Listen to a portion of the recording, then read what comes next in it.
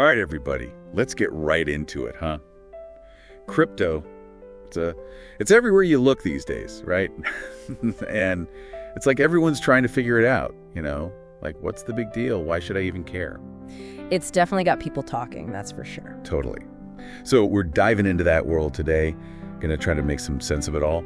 And we've got a little help this time from Coin Bureau. You're familiar with them? They've got that YouTube channel, really good at breaking down, like, the really complicated crypto stuff. Oh, I've seen their videos, yeah. Yeah. Really good at, like, those light bulb moments, when you finally get it. Exactly. Like that analogy they use about the serial numbers on dollar bills. It's a clicks, They explain that instead of paper money, it's digital, but it's still trackable, right? Right. Because each coin leaves a trail, and that's the important part. So it's not just about having a digital fingerprint.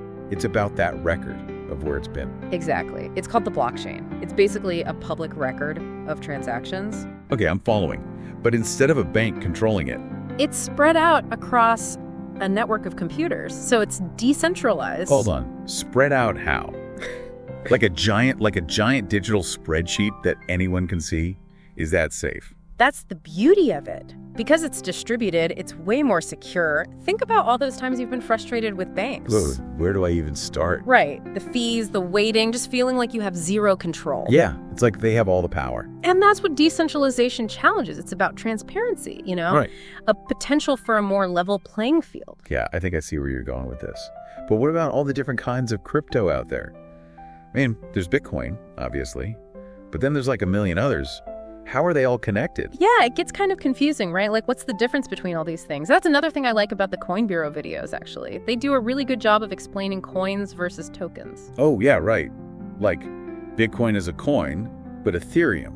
Ethereum is a coin. Well, Ethereum is actually a platform, and it has its own coin, Ether. Okay, so what's the difference?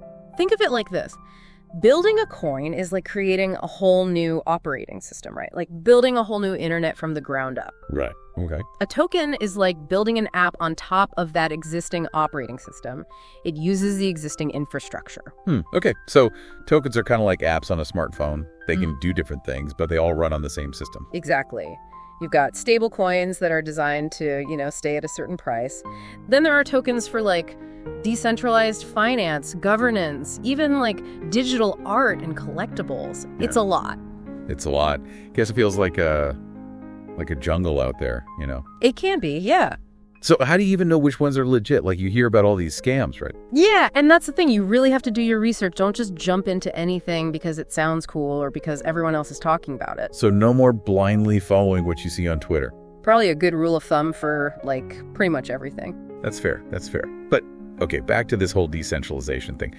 Doesn't that make it like less secure in a way? Like if it's not controlled by one central authority, couldn't anyone just, I don't know, mess with it? Okay, so we need to talk about security for a minute because that's a really common concern. And it's understandable. Yeah, I mean, I hear all these stories about people getting hacked. See, and that's the thing. With traditional banking, it's the bank's responsibility to keep your money safe, right?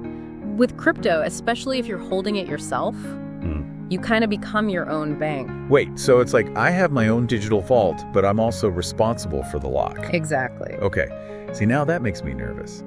So before we even get into what to invest in and all that, let's break down the whole value thing. Like, what even makes cryptocurrency worth anything? That's actually a really good question. And it kind of applies to all currencies when you think about it. What makes the dollar in your pocket worth anything?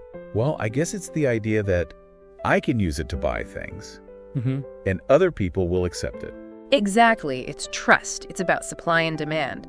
And cryptocurrencies, especially Bitcoin, they often get compared to gold because of this. Because it's shiny? Well, sort of. But more because it's scarce. Remember how we were saying creating a new coin is like building a whole new internet? Yeah. They designed Bitcoin with a fixed supply. Like, there's only a certain amount that will ever exist, just like gold. Right. They called it a fixed supply, right? Right. So that scarcity, plus the fact that more people and businesses are starting to use it, that's what's driving up the value. Okay, but that doesn't explain why the price is always going up and down like crazy, right? Right. And that's because it's still a relatively new market, right? Yeah. It's driven by speculation. And as more people invest, the price goes up. But then if something happens, like some big news story or someone important says something negative, people get scared and the price drops. It's like the whole market is just riding a roller coaster. Pretty much.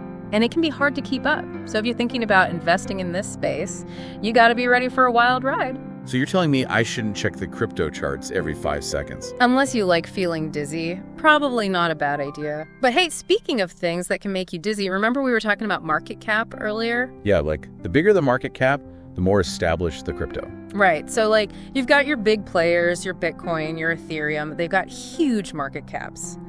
But there are also tons of smaller cryptocurrencies out there. The ones with smaller market caps, they can be more volatile, but they also have more potential for growth. Higher risk, higher reward. Ah. Got it. But can we circle back to the security thing for a second? You said I become my own bank with crypto. How do I even do that? Right. Wallets. We got to talk about wallets. Like my physical wallet? Not quite. Think of it more like a digital vault where you store your crypto. Okay. And are there different types of digital vaults? Exactly. You've got software wallets, which are like apps on your phone or computer. Okay, this seems easy enough. They are. But they might not be the most secure for like larger amounts of crypto. Then you've got hardware wallets. Those are physical devices, kind of like a USB drive. So it's literally like a little flash drive that holds my crypto. Pretty much. And because it's offline, it's way harder to hack.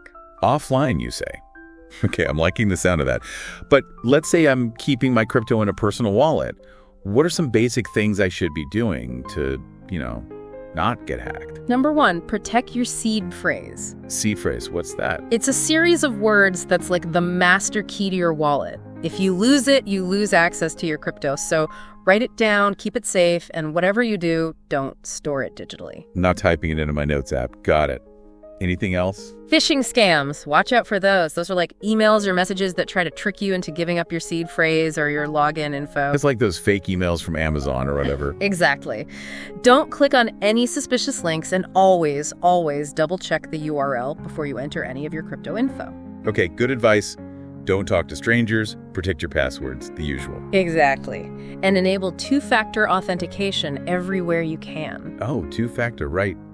What was that again? It's just an extra layer of security. So when you log in, you need your password and a code from your phone or email. Makes it way harder for hackers. Okay, so it's like having a bodyguard for my digital vault. All right, I can get behind that. But, all this talk about security and wallets, it makes it seem like crypto is only good for, storing value.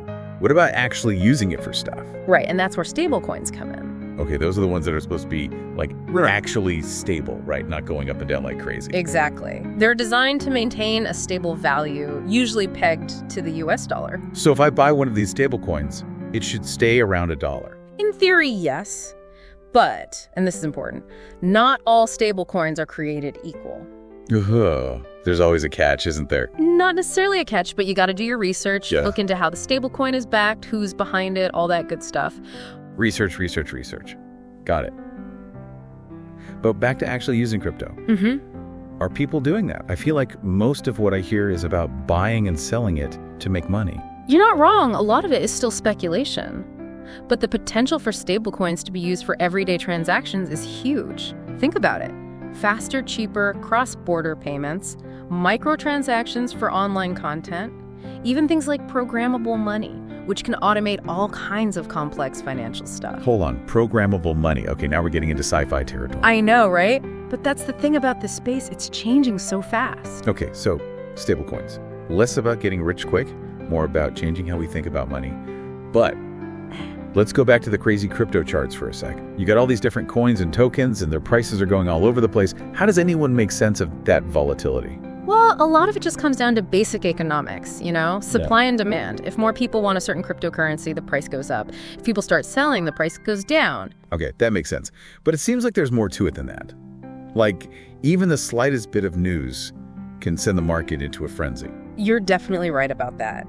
News and events can have a huge impact, especially in the crypto world where things are moving so fast. Right. It's like the whole market is just reacting to every tweet and headline. It can feel that way sometimes, and honestly, that's part of what makes it so exciting. Okay, so we've talked about the tech, the security, the wild price swings, but I'm curious. In the Coin Bureau video, they use this phrase they call crypto alien technology. I remember that. It definitely makes you think. Right. So, is it really as groundbreaking as everyone's saying?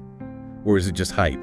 Well, I think it definitely has the potential to be truly revolutionary, and not just in the world of finance. So it's not just about like buying Bitcoin and hoping it goes up in value. There's more to it. Way more. I mean, we've talked about the financial side, but this technology has the potential to disrupt almost every industry you can think of. Okay, now you got to give me some examples. All right. How about supply chains? Supply chains. Okay. Yeah. Like right now, when you buy something online, or even in a store, there's this whole chain of people and companies involved in getting that product to you. Yeah, and sometimes it gets lost along the way, and then you have to call like 10 different people to figure out where it is. Exactly. And sometimes things get, misplaced, or, well, let's just say not everything is always as it seems. Okay, so how does crypto fix that? Blockchain. It can track where something comes from every step of the way. So like no more fake designer handbag. Exactly. Or like you could track where your food comes from, make sure it's actually organic. Okay, that's pretty cool. What else? Voting. Elections. Imagine if those were all secured and verified on a blockchain. Okay, now that is interesting. So you're saying my vote couldn't be tampered with? It would be much harder. Yeah. And it could make the whole process more transparent. Huh. When you start thinking about it that way, the possibilities are kind of endless, aren't they? Right. We're just scratching the surface here. But of course, it's not all going to be easy. There are challenges, right? Yeah, like what? Well, for one thing, these blockchain networks, they need to be able to handle a lot of transactions very quickly. Scalability, they call it. Then there's regulation. Governments are still trying to figure out how to deal with all this. And probably how to get their cut. Right, exactly. And then there's the environmental impact. Some cryptocurrencies, the way they're mined, it takes a lot of energy. Right, I've heard about that. So yeah, there are definitely hurdles to overcome. But at the end of the day, I think it really comes down to us, the choices we make, how we decide to use this technology. Okay, I like that. So for our listener who maybe just finished this deep dive and is thinking, okay, what now? Where do I go from here? What's the one thing you want them to take away from all of this? Stay curious. The world of crypto is always changing, so never stop learning, asking questions. The more you understand, the better prepared you'll be. I love that. Well said. And, for anyone who wants to dive even deeper, be sure to check out Coin Bureau. They do a fantastic job of breaking down all this complex stuff. Couldn't agree more. They're a great resource. All right. Well, on that note, I think it's time to wrap up this deep dive. Hopefully you're feeling a little less confused about the crazy world of cryptocurrency. Until next time, keep those brains buzzing, and who knows, maybe the future of, well, everything is just a deep dive away.